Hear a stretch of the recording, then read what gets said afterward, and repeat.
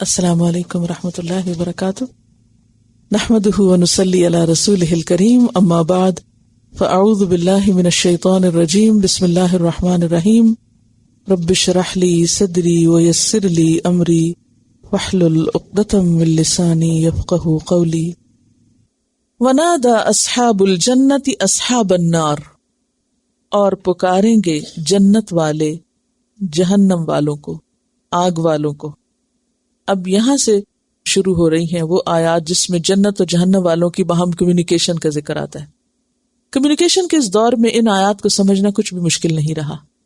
1400 سال پہلے جب یہ آیات نازل ہوئی تھی تو اس وقت کمیونیکیشن کے ذرائع ایسے نہیں تھے جیسے آج ہیں، لیکن وہ لوگ چونکہ غیب پر ایمان رکھتے تھے، اس لیے اللہ تعالیٰ نے جیسے فرمایا وہ مان گئے۔ اب آپ دیکھیے کہ جنت اور جہنم میں ہزاروں، کیا اللہ ہی بہتر جانتا ہے کتنا زیادہ فاصلہ ہوگا، کیونکہ جہنم کی جو گہرائی ہے اور جو منافق سب سے نچلے درجے پہ ہوں گے۔ ایک دفعہ ایک پتھر کے گرنے کی آواز آئی تو آپ نے فرمایا یہ پتھر آج سے 70 سال پہلے پھینکا گیا تھا اور آج جہنم کی تہہ میں پہنچا۔ اس سے آپ اندازہ لگائیں کہ وہ کتنا نیچے ہوگا، اس کی جو تہہ ہوگی نچلی وہ کتنی نیچے ہوگی، تو فاصلہ کتنا زیادہ ہوگا۔ اور پھر اس طرح جنت جو ہے وہ انتہائی بلند مقام ہے، اور اسی طرح جنت کا ایک درجہ دوسرے سے اتنا جیسے زمین سے ستاروں کا فاصلہ۔ تو اب آپ خود سوچئے کہ جو سب سے اوپر والی جنت پہ ہوں گے وہ سب سے نیچے والی جہنم میں رہنے والے لوگوں سے اگر ہم کلام ہوں گے تو یہ اسی بنا پر ہوں گے کہ اللہ تعالیٰ کے ہاں کچھ مشکل نہیں ایسی کمیونیکیشن کے وسائل اور ذرائع کی کہ جس کی وجہ سے یہ سب ممکن ہوگا۔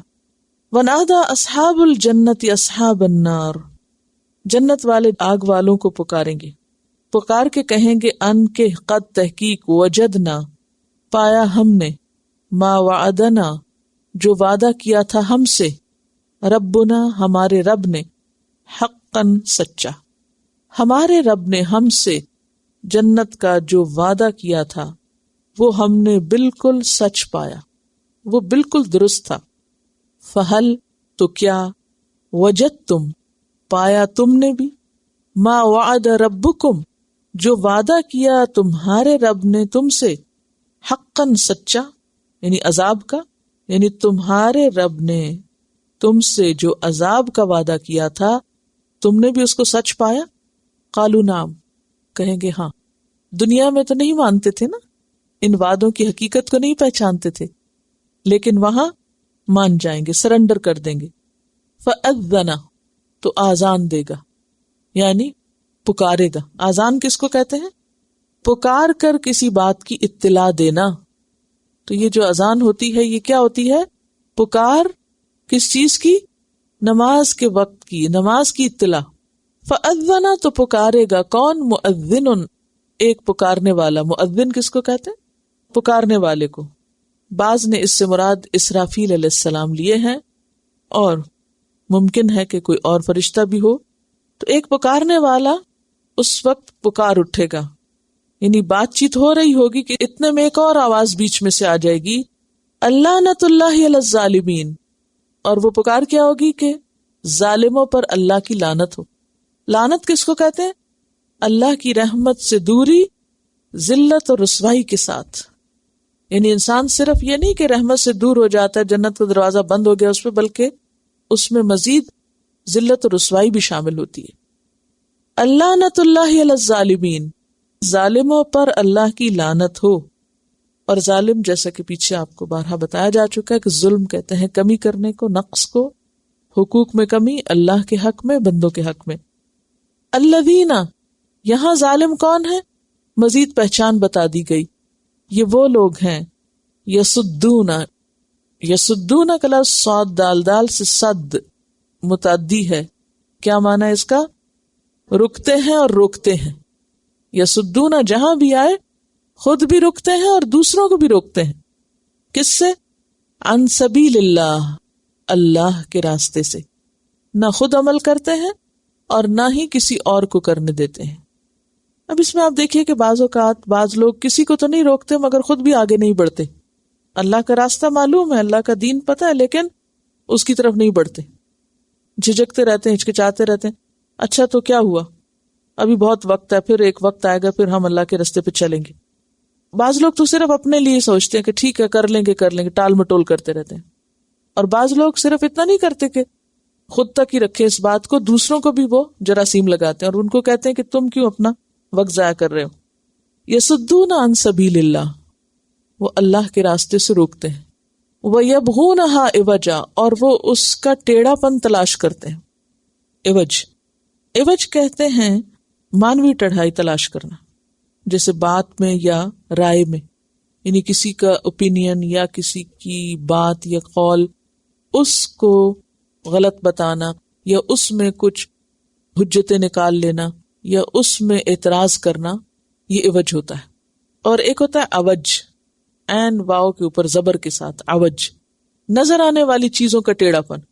مثلا آپ دیکھتے ہیں کہ اچھا وہ جو تار لٹک رہی ہے وہ کچھ ٹیڑھی نظر آ رہی ہے، یا یہ لکیر ٹیڑھی ہے، یا یہ میز سیدھا نہیں رکھا ہوا مثلا، تو یہ کیا ہے؟ عوج.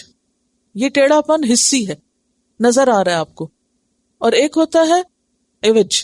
عوج ہوتا ہے ان چیزوں کا ٹیڑھا پن جو آنکھیں نہیں دیکھتی لیکن آپ محسوس کر سکتے ہیں، اور اس میں خاص طور پر قول اور رائے کا ٹیڑھا پن.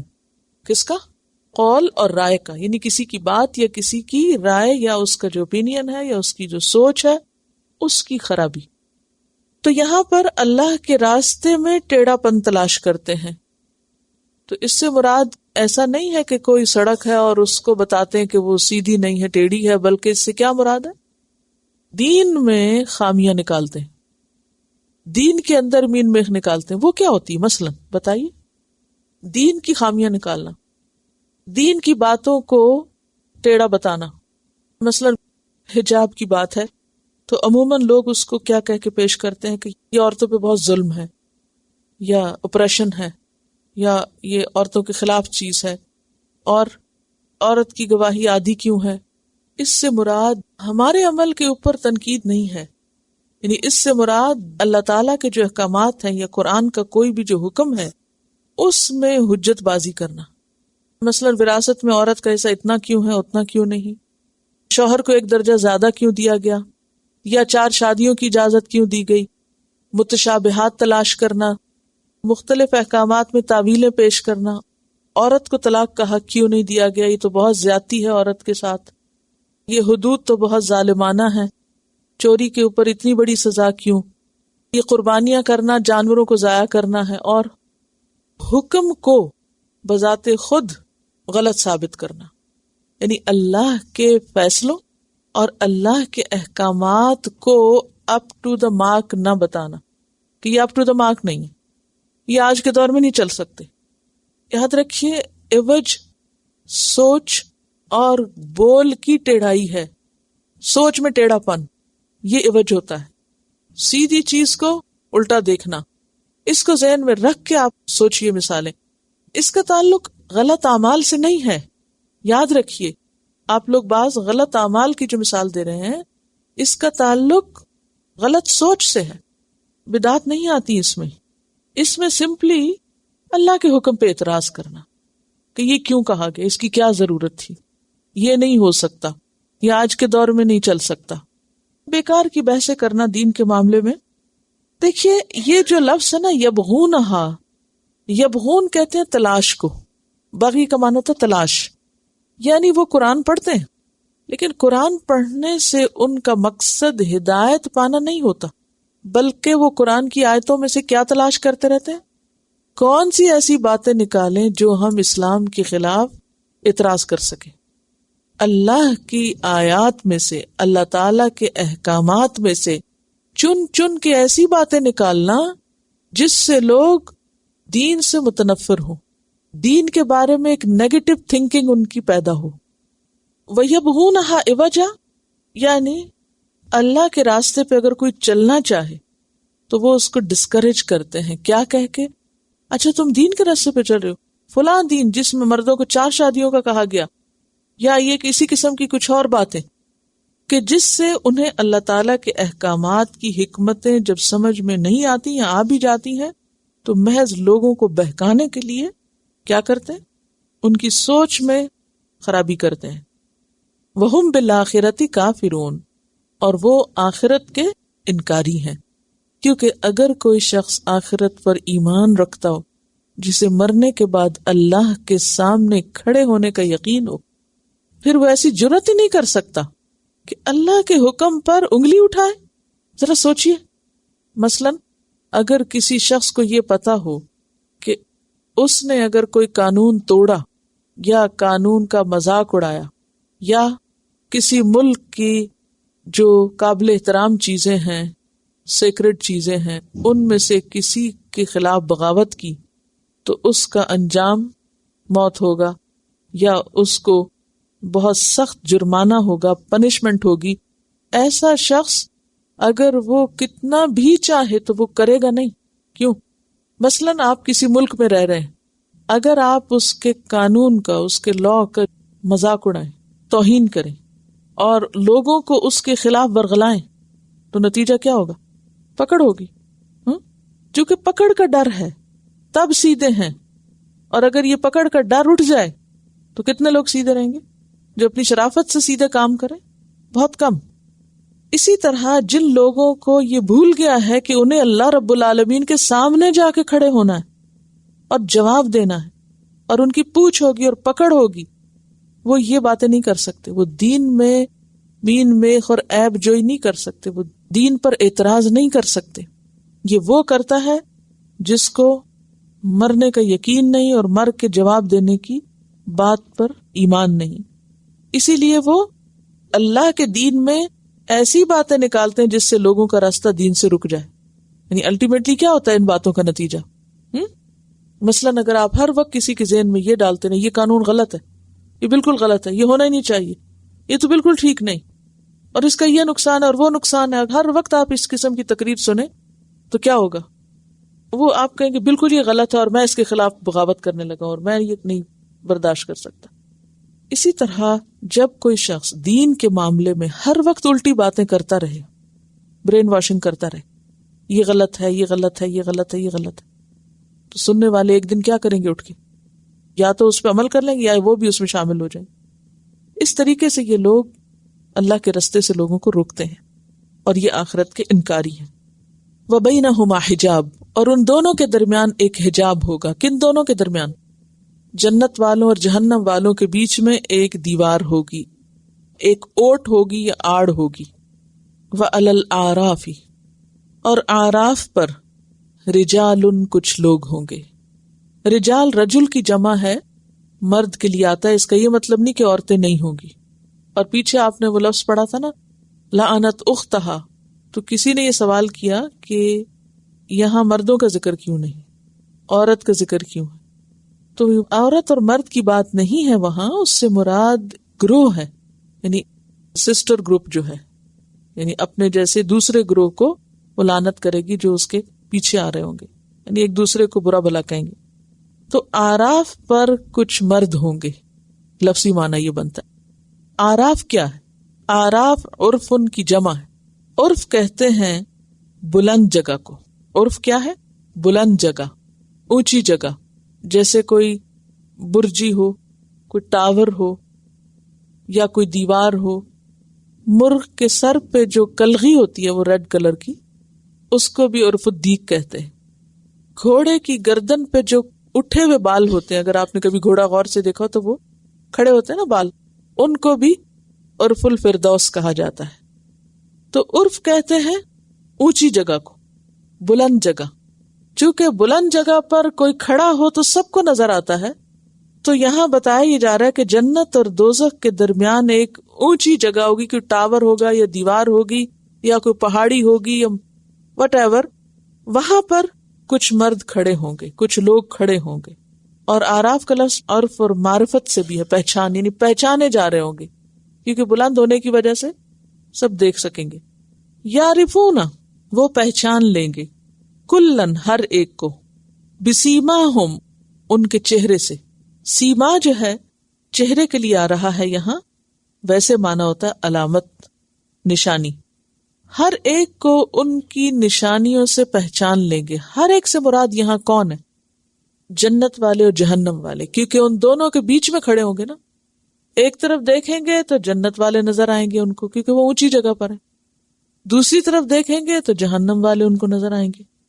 دونوں کو ان کے چہروں سے پہچان لیں گے، کیونکہ قیامت کے دن انسانوں کے درمیان ظاہری فرق ان کے چہروں کے فرق سے ہوگا.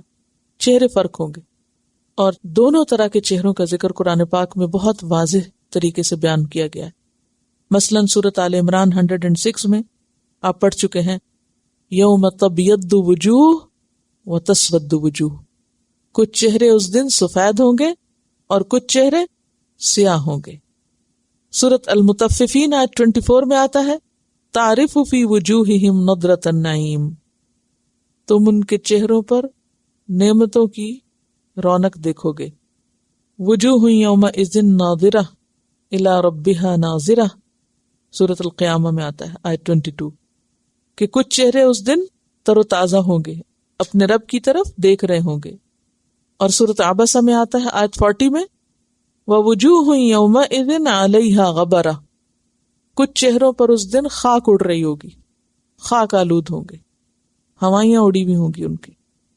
سورۃ طٰہٰ آیت 102 میں آتا ہے، وَنَحْشُرُ الْمُجْرِمِينَ يَوْمَئِذٍ زُرْقًا، اور ہم اکٹھا کریں گے اس دن مجرموں کو نیلے چہروں والے.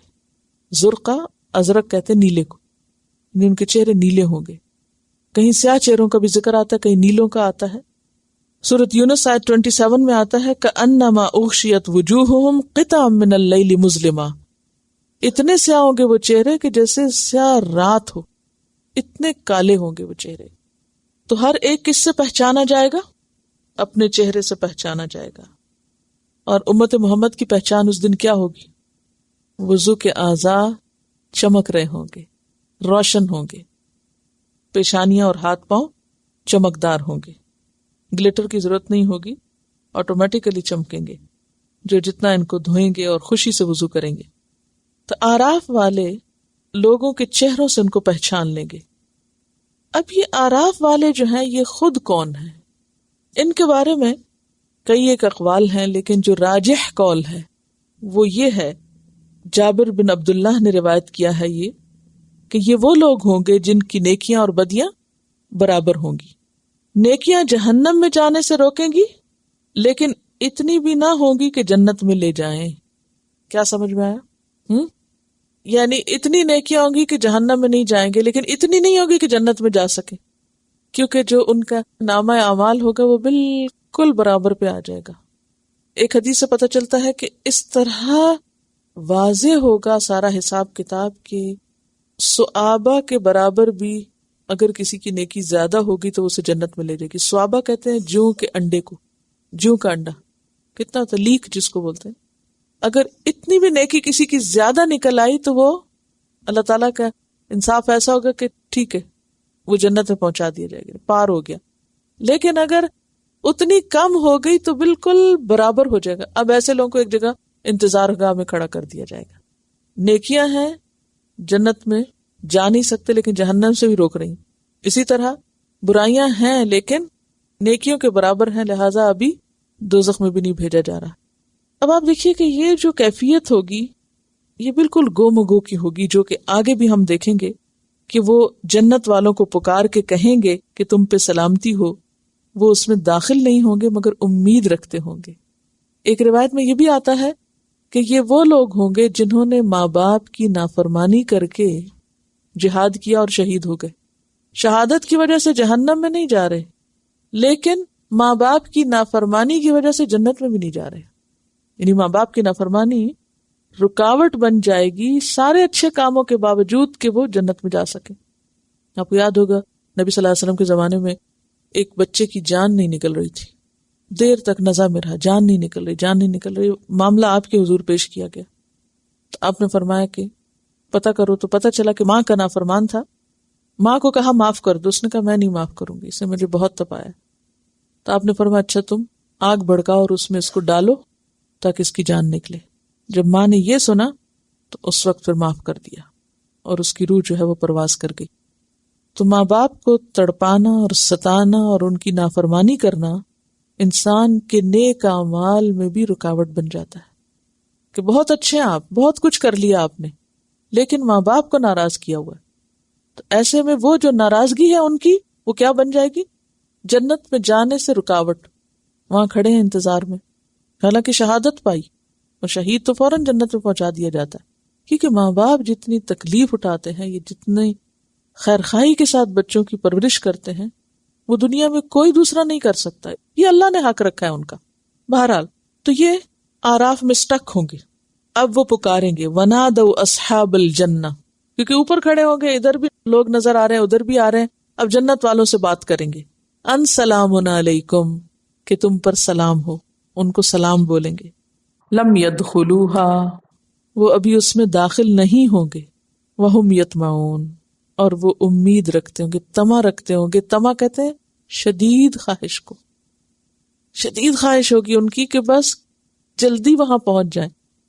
اور ویسے بھی جنت والوں کی نعمتیں اور آرام اور سکون اور خوشی اور ان کے چہروں کا روشن ہونا اور ان کے چہروں پہ تر و تازگی اور نعمتیں اور بہاریں دیکھ کر ان کا شدید دل چاہے گا کہ ہم بھی فوراً وہاں پہنچ جائیں. لیکن پہنچ نہیں سکیں گے، اس لیے کہ ابھی آپ کے پاس وہ نہیں ہے جو وہاں پہنچنے کے لیے چاہیے. بعض اوقات ایسا ہوتا ہے نا، جیسے کسی مشین میں آپ کو چینج ڈال کے کچھ نکالنا ہوتا ہے، 99 پینس آپ ڈال دیتے ہیں، لیکن 1 پینس کی کمی سے نہیں نکال سکتے اس کو. سب کچھ ہے آپ کے پاس، کیا ہوا 1 پینس ہی تو ہے. گرا ہوا پڑا نظر آئے تو انسان بادر بھی نہیں کرتا اٹھانے کو، لیکن وہاں اس کی کتنی شدید ضرورت ہے کہ آپ پیاس سے تڑپ رہے ہیں، 1 پینس کم ہے کہ آپ پانی کی بوتل نکال سکے مشین سے. تو اسی طرح قیامت کے دن بھی اللہ تعالی باریک طریقے سے بندوں کی نیکیاں اور بدیاں الگ الگ کریں گے. دنیا میں اتنے چانسز ہیں نیکی کمانے کے، اتنے، لیکن بعض اوقات ہم کہتے بس اتنا کافی ہے، اس سے آگے جانے کی ضرورت نہیں. کرتے نا، ہم سب کرتے ہیں، بہت ہو گیا، تھوڑا سا بھی کر کے بہت ہو گیا، وہ تو اتنا بھی نہیں کر رہا. اتنا حریص ہونا چاہیے، بالکل ایسے ہی جیسے آپ آراف پہ کھڑے ہو کے جنت میں جانے کے حریص ہیں کہ کسی طرح پہنچ جائے. وہ حرص آج ہونی چاہیے. اچھا یہ بھی موقع ہے نیکی کا، یہ بھی کر لو، یہ کر سکتے ہیں، یہ بھی کر لو، یہ بھی کر لو، یہ بھی کر لو، جتنا کر سکتے ہیں جس میں آپ کا بعض اوقات لگتا بھی کچھ نہیں. تو اس چیز کی قدر انسان کو آج نہیں آ رہی، لیکن کل قیامت کے دن وہ شدت سے چاہے گا. وہم یطمعون، یطمعون جو ہے نا، صرف رجا نہیں ہے، صرف امید نہیں ہے، شدید قسم کی طلب. اسی لیے پھر عام طور پہ طمع کس معنی میں لیا جاتا ہے؟ لالچ. لالچ کس قسم کی خواہش ہوتی ہے؟ شدید، گریڈ جس کو کہتے ہیں، کہ بس کسی بھی قیمت پہ پہنچ جائے، مل جائے یہ جنت. اور یہ آراف کا جو مقام ہے نا، اس کے بارے میں سورۃ الحدید آیت 13 میں آتا ہے فَضُرِبَ بَيْنَهُمْ بِسُورٍ، ان کے درمیان ایک دیوار حائل کر دی جائے گی. جنت اور جہنم والوں کے بیچ میں ایک دیوار ہوگی. لہو باب، اس دیوار میں ایک دروازہ بھی ہوگا، یعنی ادھر ادھر جانے کی جگہ بھی ہوگی. باطنہ فیہ الرحمہ، اس کے اندر کی طرف رحمت ہوگی. وظاہرہ من قبلہ العذاب، اور اس کے سامنے باہر کی طرف عذاب ہوگا. یعنی ایک طرف دوزخ اور ایک طرف جنت، اس بیچ میں وہ لوگ کھڑے ہیں اور انتظار میں ہیں. وَإِذَا صُرِفَتْ أَبْصَارُهُمْ، اور جب پھیری جائیں گی ان کی نگاہیں تلقاء اصحاب النار، آگ والوں کی طرف، قالوا، پکار اٹھیں گے، ربنا، اے ہمارے رب، لا تجعلنا، نہ تو بنا ہم کو، نہ کر ہم کو، مع القوم الظالمین، ظالم قوم کے ساتھ، ہمیں ظالموں کے ساتھ نہ کر. تلقاء کا لفظ جو ہے یہ طرف یا سمت یا ڈائریکشن یا جہت کے لیے آتا ہے، اور ویسے کہتے ہیں ملاقات کی جگہ کو. لقاء سے نکلا ہے. لقاء کس کو کہتے ہیں؟ آمنا سامنا کرنے کو، ملاقات کرنے کو. تو جب ان کی نگاہیں آگ والوں کی طرف پھیری جائیں گی، یہ کیوں کہا پھیری جائیں گی؟ کیونکہ برے منظر انسان دیکھ نہیں سکتا، دیکھنا ہی نہیں چاہتا. آپ کبھی ایسی کوئی تصویر دیکھیں جو آپ کے دل کو نہیں لگتی تو آپ فوراً آنکھیں بند کر لیتے ہیں یا اس طرف دیکھنا ہی نہیں چاہتے. لیکن وہاں ان کی نگاہیں پھیر کے دکھایا جائے گا، پھیری جائیں گی، دیکھو ان کو.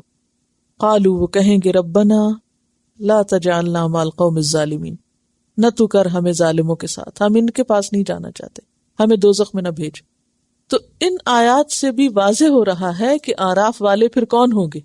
کہ جو جنت اور دوزخ کے بیچ کی جگہ پر ہوں گے، انتظار میں ہوں گے. نیکیاں اتنی نہیں کہ جنت میں جا سکے، اور ایسی ہیں کہ جہنم میں بھی جانے سے روک رہی ہیں اور بیچ میں ہیں. وَنَادَى أَصْحَابُ الْأَعْرَافِ رِجَالًا يَعْرِفُونَهُمْ بِسِيمَاهُمْ. اب یہ آراف والے کچھ لوگوں کو آواز دیں گے جن کو وہ ان کے چہروں سے پہچانتے ہوں گے. یہ جہنم میں پڑے ہوئے ہوں گے. ان کے جانے پہچانے لوگ جو جہنم میں ہوں گے ان کو بلائیں گے، بات کریں گے ان سے. اور کیا بات ہوگی؟ قالوا، کہیں گے ما اغنا عنکم جمعکم، تمہارا جتھا، تمہاری جماعت، تمہاری پارٹی، تمہارا گروہ، تمہارے ساتھی تمہارے کسی کام نہ آئے. ما اغنا عنکم جمعکم وما کنتم تستکبرون، اور جو کچھ بھی تم تکبر کرتے تھے. اہؤلاء الذین اقسمتم لا ینالهم اللہ برحمہ، کیا یہی ہے نا وہ لوگ جن کے بارے میں تم قسمیں کھاتے تھے کہ اللہ ان کو اپنی رحمت سے فیضیاب نہ کرے گا. یعنی مسلمانوں کے بارے میں دوزخ والے کیا کہتے تھے؟ ہاں یہ اتنے اچھے لوگ ہوتے تو پھر یہ دنیا میں اتنے مفلس کیوں ہوتے، یا ان کا مذاق اڑاتے تھے اور دعوے کرتے تھے کہ نہیں ان کو جنت نہیں مل سکتی. فرمایا وہ جن کو تم کہتے تھے نا تمہیں جنت نہیں ملے گی، وہ تو آج جنت میں پہنچے ہوئے ہیں. کیا ہوا تمہارے اس خیال کا؟ ان سے تو کہا گیا ہے ادخلوا الجنت، داخل ہو جاؤ جنت میں. لا خوف علیکم، نہ تم پر کوئی خوف ہوگا. ولا انتم تحزنون، اور نہ تم غمگین ہوگے. آراف والوں میں ہمارے لیے سبق کیا ہے؟ اس سے اہم ترین ایک سبق ملتا ہے ہم سب کو. کسی بھی نیک یا برے عمل کو چھوٹا یا معمولی اور غیر مؤثر مت سمجھو. یہ مت سمجھو کہ اس سے کیا فرق پڑے گا. عموماً ہم غلط کام کر کے سوچتے اس سے کیا کوئی فرق نہیں پڑتا، یہ چھوٹی سی بات ہے. معلوم نہیں کس چیز پہ بخشش ہو جائے اور کس چیز پہ پکڑ ہو جائے. امتحان تو امتحان ہے نا.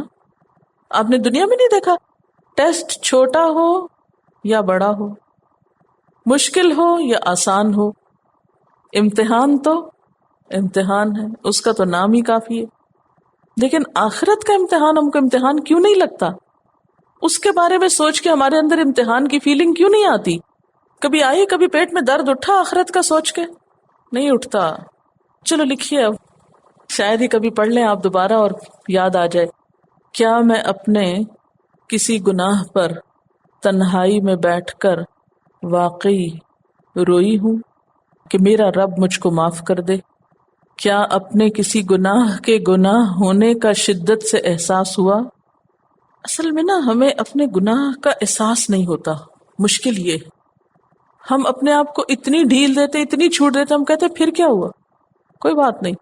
گناہ ایک بوجھ ہوتا ہے نا، لا تزر وازرۃ وزر اخری. تو کچھ بوجھ جو ہیں ان کو ہم بوجھ سمجھتے نہیں، اس لیے اٹھانے میں کوئی قباحت بھی نہیں. مثلا ہمارے اپنے جسم پہ جتنا بھی گوشت چڑھ جائے اس کا بوجھ ایسا نہیں محسوس ہوتا. ہاں اگر 10 کلو گھی کا ڈبہ اٹھا کے چلنا پڑے تو وہ ایکسٹرا ایک الگ سے بوجھ محسوس ہوگا. تو دوسرے کی چھوٹی سی برائی اور گناہ بھی جو ہماری ذات سے الگ ہو وہ تو بہت بڑا لگتا ہے، اور اپنا سیروں وزن بھی محسوس نہیں ہوتا کیونکہ اپنے ساتھ جو چمٹا ہوا ہے. گناہوں کا بھی یہی حال ہے، وہ ہمارے ساتھ ساتھ چمٹے ہوئے نا تو ہم کو احساس ہی نہیں ہوتا کہ یہ ہم نے کچھ اٹھایا ہوا بھی ہے. ونادا اصحاب النار اصحاب الجنہ، اور آگ والے جنت والوں کو پکاریں گے. اب جہنم والے واپس ان سے بات کر رہے ہیں، کیا ان افیزوا علینا من الماء، کہ جنت کا کچھ پانی ہم پہ بھی پھینکو.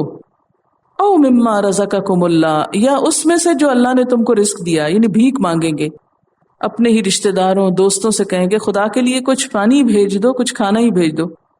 یہ بالکل ایسے ہی ہوتا ہے نا کہ جیسے مثلا کسی علاقے میں بجلی چلی جائے، پانی چلا جائے، تو رشتہ دار دوسری جگہوں پر اپنے رشتہ داروں کو فون کر کہتے بھی دیکھو یہاں تو کل سے بجلی نہیں، نہ پانی ہے، نہ کھانا ہے، نہ کچھ، تو یا کہ مجھے لے جاؤ یا کچھ بھجوا دو. جیسے دنیا میں ایک دوسرے سے انسان توقع رکھتا ہے مشکل کے وقت میں، تو وہاں بھی یہ مشکل کے وقت میں ان کو پکار کے کہیں گے کہ کچھ تو ہمارا بھی سوچو. قالو، وہ کیا جواب دیں گے رشتہ دار؟ ان اللہ حرمہما علی الکافرین، کہ بے شک اللہ نے یہ دونوں چیزیں حرمہما، ہما کیوں؟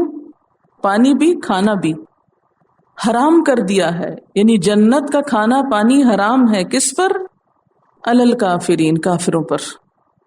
تم لوگ یہاں سے کچھ بھی نہیں پا سکتے۔ یہ کون کافر تھے جن پہ جنت کا کھانا پانی حرام؟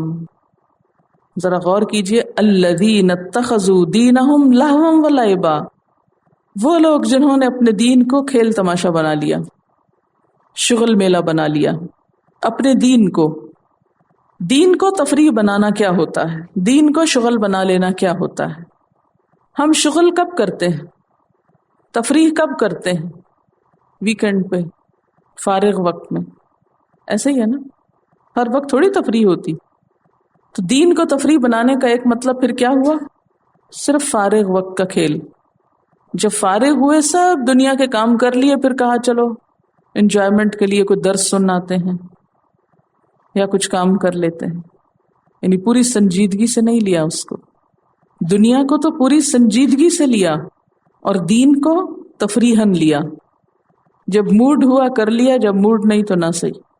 دین کو مذاق بنا لیا، دین کو کھیل بنا لیا، جب دل چاہا دیندار بن گئے، جب دل اکتا ہے سب کچھ اتار پھینکا۔ کیونکہ کھیل کے ساتھ بھی کیا ہم کرتے ہیں، جب دل ہوتا ہے کھیلتے ہیں، جب بور ہو جاتے ہیں پھینک دیتے ہیں۔ بچوں کو آپ دیکھیں کھلونوں کا کیا کرتے ہیں، بازار میں کہیں دیکھ لیں تو رو رو کے برا حال کریں گے کہ یہی خریدنا ہے، اور جب خرید لیں گے تو گھر لا کے توڑ پھوڑ کے ایسا پھینکیں گے، کہیں بھی یہ اس سے کھیلو تو نہیں، اس سے نہیں کھیلنا۔ پھر کئی دن گزرنے کے بعد پھر خیال آ جاتا چلو اس کو جوڑ لیتے ہیں۔ جو لوگ دین کو بھی کھیل بناتے ہیں وہ بھی یہی کرتے ہیں۔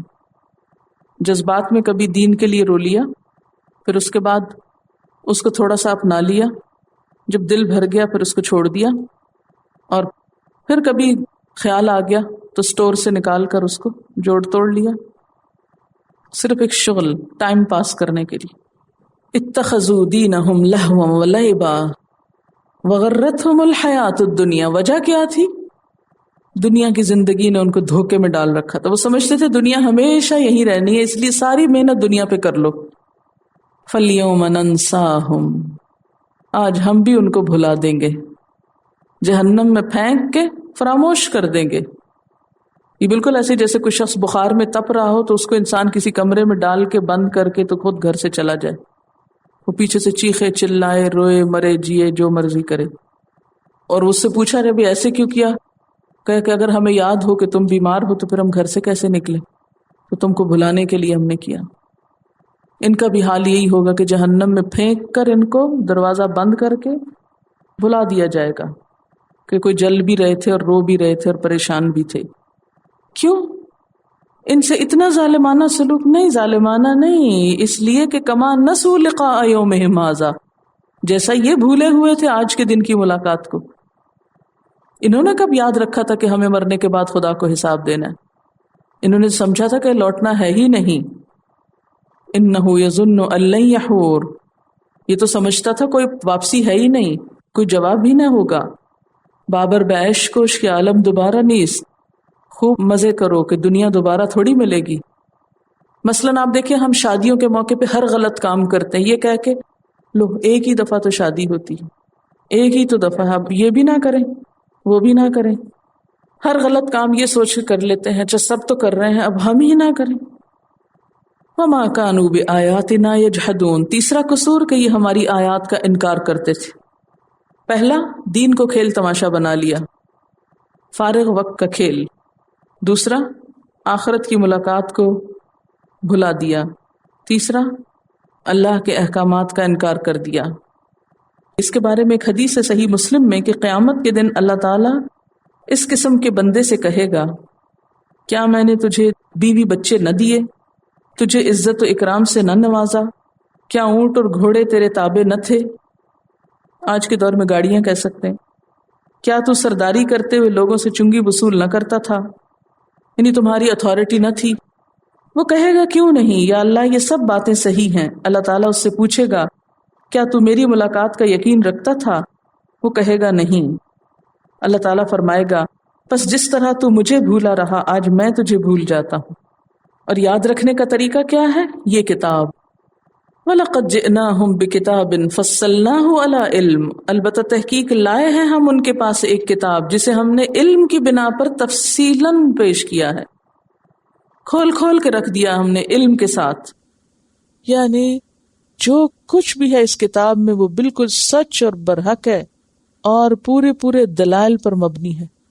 اس کتاب میں ایک بات بھی ایسی نہیں کہ جس کے پیچھے دلیل نہ ہو یا جو سچائی پر مبنی نہ ہو.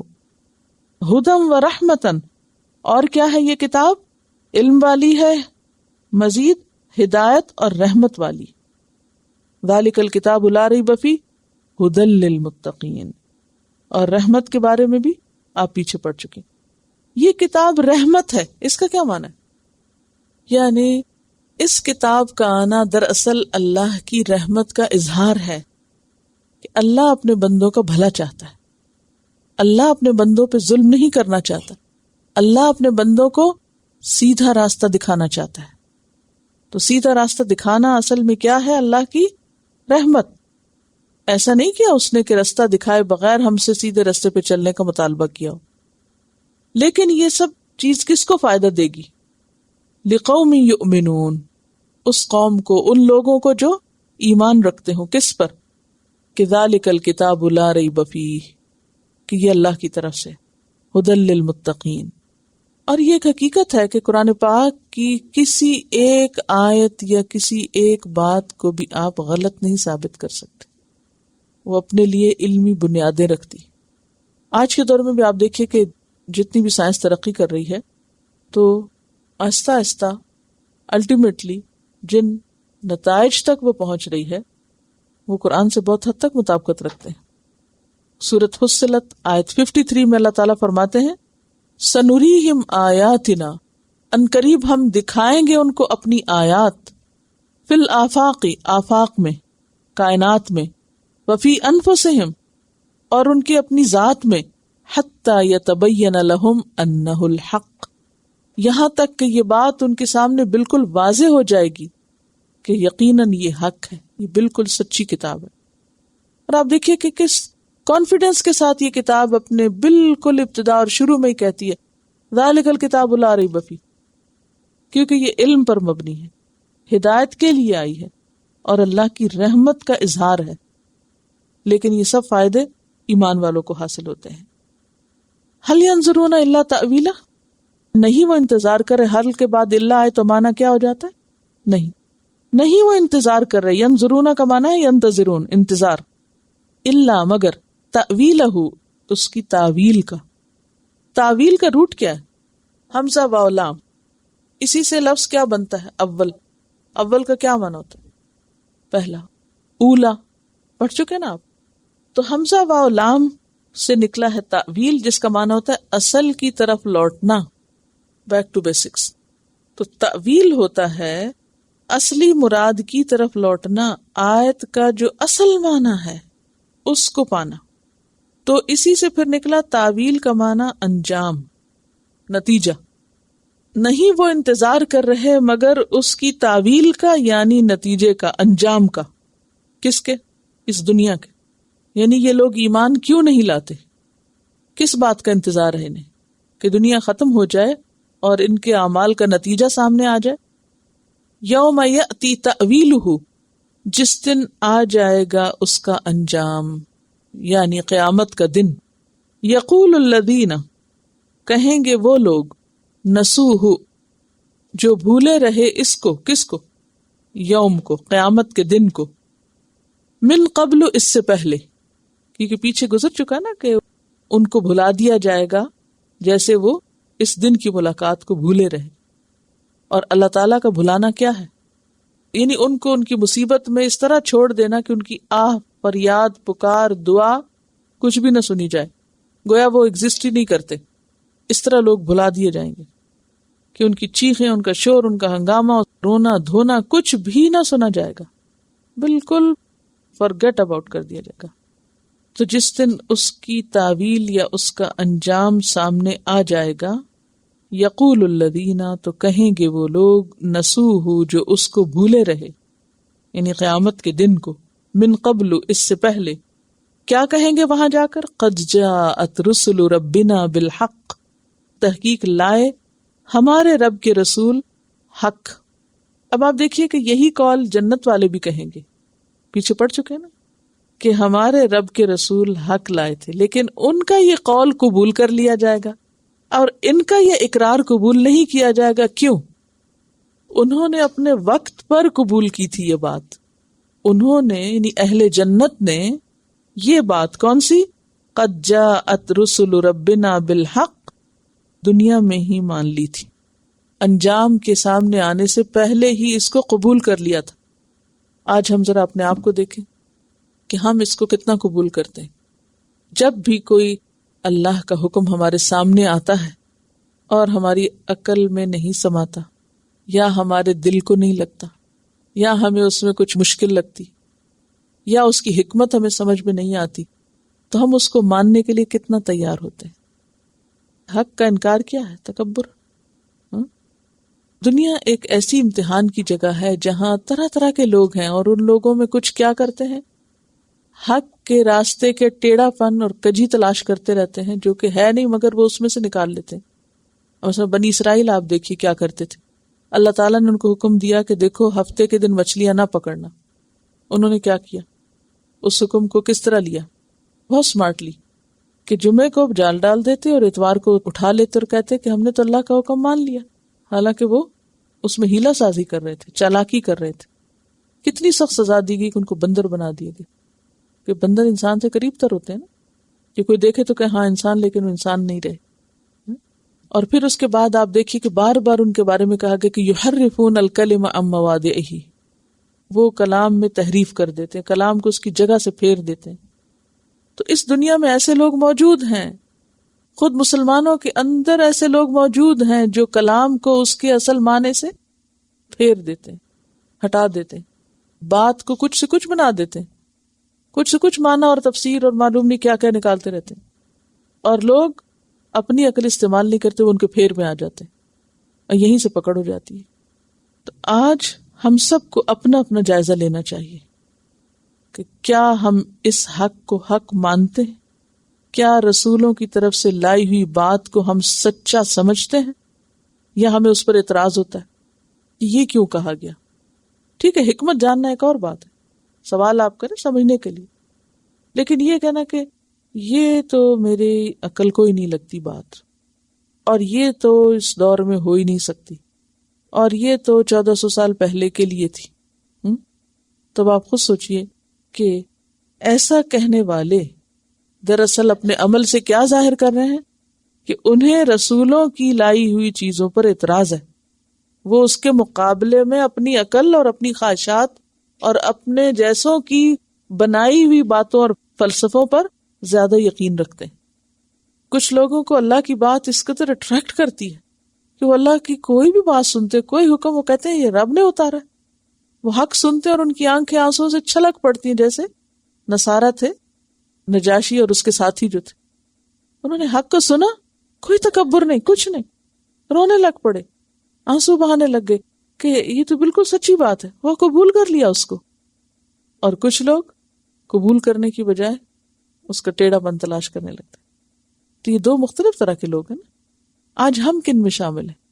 کیا ہمیں حق اٹریکٹ کرتا ہے کہ اچھا یہ اللہ تعالیٰ کی بات ہے، ٹھیک ہے میں کر لوں گی، مجھے تو کوئی مشکل نہیں، اللہ کی بات بالکل سچی بات ہے، آخر کیا مشکل ہے اس میں؟ کچھ مشکل نہیں، ہم تو مسلمان اسی لیے. اور کچھ لوگ وہ کہتے تو ہیں ہم مسلمان ہیں، لیکن اللہ کی کوئی بات سامنے آئے تو ماننے کو تیار نہیں، اس کے آگے جھکنے کو تیار نہیں. تو فرق ہو جاتا ہے نا. پھر تو اپنے آپ کو ڈھونڈیے، آپ کہاں کھڑے ہیں، کسی بھی حکم کے بعد دل کا حال کیا ہوتا ہے، کیا چاہتے ہیں. بعض لوگ قرآن کی بات ان کو اپیل ہی نہیں کرتی، وہ کہتے ہیں ہمیں اس میں کوئی لاجک نہیں نظر آ رہی، ہمیں اس کی کوئی ریزن نہیں سمجھ میں آ رہی. اس کے مقابلے میں کوئی اسکالر ہو، کوئی آرٹسٹ ہو، کوئی فلسفی ہو، کوئی سائنٹسٹ ہو، وہ اگر کوئی بات کہہ دے تو اس سے بہت جلدی مرعوب ہو جاتے ہیں، اس کے آگے بہت جلدی سر جھکا دیتے ہیں، اس کو فوراً قبول کر لیتے ہیں. وہ کہتے ہیں یہ تو سائنٹیفک فیکٹس پر بیسڈ ہے. اللہ تعالیٰ فرما رہے ہیں کہ یہ کتاب ہم نے کوئی قصے کہانیوں کی نہیں، کوئی جھوٹ موٹ جمع کر کے نہیں بھیجی، یہ کتاب فصلناہ علی علم، اور عربی زبان میں سائنس کے لیے لفظ علم استعمال ہوتا ہے، یعنی ثابت شدہ فیکٹس پر مبنی ہے، یہ جسے کوئی جھٹلا نہیں سکتا. لیکن یہ اب ہر ایک کا امتحان ہے کہ کون اس پر اس طرح ایمان لاتا ہے کہ اس کے دل میں کوئی ڈاؤٹ نہ ہو، اور کون اس پر اس طرح ایمان لایا ہوا ہے کہ بس وہ مجبوراً کا ایمان ہے اور ساتھ دل میں شکوک و شبہات ہیں، اعتراضات ہیں، اور ایک ایک حکم کے پیچھے بحث مباحثے ہیں۔ تو ہر ایک کو دیکھنا چاہیے کہ وہ کس قسم کا مسلمان ہے، کیونکہ جیسی سوچ ہوگی، جیسا عمل ہوگا، انجام بھی ویسا ہی ہوگا۔ تو وہاں پر وہ کیا کہیں گے؟ قد جاءت رسل ربنا بالحق فہل لنا من شفعاء، پس کیا ہے ہمارے لیے کوئی سفارشی؟ کہیں سے کوئی سفارشی مل سکتے ہیں؟ فیشفعوا لنا، وہ ہماری سفارش کر دیں۔ لیکن کیا ہوگا سفارش کا حال؟ سورۃ المدثر آیت 48 میں آتا ہے فما تنفعهم شفاعۃ الشافعین، ان کے حق میں اگر کوئی سفارش کرنا بھی چاہے تو ان کو سفارش فائدہ ہی نہ دے گی، کیونکہ ان کے حق میں سفارش قبول نہ ہوگی۔ سورۃ الانبیاء آیت 28 میں آتا ہے وَلَا يَشْفَعُونَ إِلَّا لِمَنِ ارْتَضَىٰ، کہ سفارشی ان کے لیے سفارش بھی نہ کریں گے مگر جس سے وہ راضی ہو جائے، سب کو سفارش کی اجازت بھی نہ ہوگی۔ دنیا میں ایسا ہوتا ہے نا، جب انسان کا کوئی کام اٹک جائے تو پھر وہ کیا تلاش کرتا ہے؟ کس سے مدد لوں، کس کو کہوں کہ وہ آگے کہہ دے اور معاملہ آسان ہو جائے۔ او نردو، اور اگر کوئی سفارشی نہیں تو ہمیں ہی واپس ذرا بھیج دیا جائے۔ نردو رد سے، لوٹایا جائے ہم کو۔ واپس کس لیے جانا چاہیں گے دنیا کی طرف؟ فنعمل، پھر ہم عمل کر لیں، غیر الذی کنا نعمل، اس کے سوا جو ہم عمل کرتے تھے۔ اب دیکھیں سورۃ المومنون میں بھی آتا ہے حتی اذا جاء احدهم الموت قال رب ارجعونی لعلی اعمل صالحا فیما ترکت کلا انہا کلمۃ هو قائلها، یہاں تک کہ جب ان میں سے کسی کی موت کا وقت آتا ہے تو وہ کیا کہتا ہے؟ یا رب مجھے واپس بھیج دے کہ میں کوئی اچھے کام کر لوں، اس دنیا میں جسے میں چھوڑ آیا ہوں مجھے وہاں واپس لوٹا، کہ ابھی تک جو کام میں نے نہیں کیا میں ذرا وہ جلدی سے کر لوں جا کے۔ آج ہمارے پاس وقت ہوتا ہے، مہلت ہوتی ہے، موقع ہوتا ہے، چانس ہوتا ہے، اپرچونٹی ہوتی ہے، لیکن ہم نہیں ہلتے، ٹس سے مس نہیں ہوتے، ہم نہیں کرتے، سوچتے رہتے ہیں اچھا کر لیں گے نا، پھر کیا ہوا، جلدی کس بات کی، کر لیں گے۔ ایک ایک نماز کے وقت کہتے رہتے اچھا پڑھ لیں گے نا، پڑھ لیں گے، اور تاخیر کر کے پڑھتے ہیں۔ کوئی بھی نیکی کا موقع تو کتنی تیزی سے ہم اس کی طرف لپکتے ہیں، یہی ہمارا امتحان ہے۔ اور وہاں پر وہ کیا کہیں گے؟ یا رب ایک دفعہ واپس بھیج، ہم کچھ کر کے آئیں، اور اب ہم وہ غلط کام نہیں کریں گے جو ہم کرتے تھے، غیر الذی کنا نعمل، اب ہم اچھے کام کر کے آئیں گے۔ سورۃ السجدہ میں بھی آتا ہے فرجعنا نعمل صالحا انا موقنون، ہمیں واپس لوٹا، ہم کچھ اچھے کام کریں، اب ہمیں بالکل یقین آ گیا۔ سورۃ الانعام میں آپ پڑھ چکے ہیں وَلَوْ تَرَىٰ إِذْ وُقِفُوا عَلَى النَّارِ، کاش تم دیکھ سکو جب وہ آگ پہ کھڑے ہوں گے۔ فقالوا، کیا کہیں گے؟ یا لیتنا نرد، کاش ہم واپس لوٹائے جائیں، ولا نکذب بآیات ربنا، اور ہم اپنے رب کی آیات کو نہ جھٹلائیں، ونکون من المؤمنین، اور ہم مومنوں میں سے ہو جائیں۔ لیکن کیا ان کی یہ پکار سنی جائے گی؟ ان کا یہ رونا، چیخنا، چلانا، تڑپنا کہ یا رب ایک چانس اور دے، آج چانس ہے اور ہم اویل نہیں کر رہے، ہم فائدہ نہیں اٹھا رہے، صرف سستی کے مارے ادھر ادھر وقت ضائع کر رہے ہیں، اور کل چانس نہیں ہوگا اور روئیں گے اور تڑپیں گے، اور آج چانس ہے تو فائدہ نہیں اور کل چانس نہیں تو طلب بڑھ جائے گی۔ قد خسروا انفسهم، انہوں نے اپنے آپ کو خود نقصان میں ڈالا، کسی نے ان کو کچھ نہیں بگاڑا، یہ خود ہی اپنا نقصان کرنے والے تھے۔ وضل عنہم، اور گم ہو جائیں گے ان سے، کون؟ ما کانوا یفترون، جو کچھ وہ گھڑا کرتے تھے، کیا؟ شرک، یعنی جو وہ اللہ کے ساتھ دوسروں کو شریک بناتے تھے، اور جن کے بارے میں ان کے بڑے دعوے تھے اور زوم تھا کہ کل وہ ہمارے کام آئیں گے۔ وہ کہتے تھے، جیسے سورۃ یونس آیت 18 میں آتا ہے ہؤلاء شفعاؤنا عند اللہ، یہ بت اور یہ سب ہمارے سفارشی ہیں اللہ کے پاس، ہماری سفارش کریں گے، وہ سارے ان کو چھوڑ دیں گے۔ پیچھے پڑھا نا آپ نے، وہ کہیں گے ضلوا عنا، وہ تو گم ہو گئے کہیں۔ یعنی آپ اس طرح ہے نا کہ جیسے آپ کسی کو پکڑ دگڑ کے اپنے ساتھ مدد کرنے لے جائیں، اور ایک ہجوم ہنگامے میں جس نے آپ کو رستہ دکھانا تھا، جس نے آپ کے کام آنا تھا، وہ کہیں ادھر ادھر کھو جائے، چھوڑ کے بھاگ جائے، کیسے پہنچیں گے منزل تک؟ سوچیں ذرا، قیامت کے دن ان کے ساتھ یہی ہوگا۔ جن پر آج ان کی ساری توقعات ہیں، ڈیپینڈ کر رہے ہیں، یہ ہمیں چھڑا لیں گے، پکا یقین ہے ان کا، وہ قیامت کے ہجوم میں وہ دائیں بائیں دیکھیں گے وہ کدھر ہے ہمارے سفارشی، وہ جن کے اوپر ہم نے تکیہ کیا ہوا تھا وہ کہاں گئے؟ وہ کہیں گے دلو انا، وہ تو کھو گئے، چھوڑ گئے ہمیں، وہ تو دھوکہ دے گئے، دغا دے گئے ہم کو۔ اب آپ سوچئے کہ ایک شخص خود بھی کچھ نہیں لائے ساتھ، اور جنہوں نے لانا تھا وہ بھی نہیں۔ یہ بالکل ایسے ہی نا کہ بعض اوقات آپ اکٹھے نکلتے ہیں، 2 گاڑیاں آگے پیچھے، اور کہیں سفر پہ جا رہے ہوتے ہیں، اور آپس میں آپ طے کرتے ہیں کہ اچھا تم کھانا رکھ لینا، پانی رکھ لینا، اور ہم فلاں چیز رکھ لیں گے۔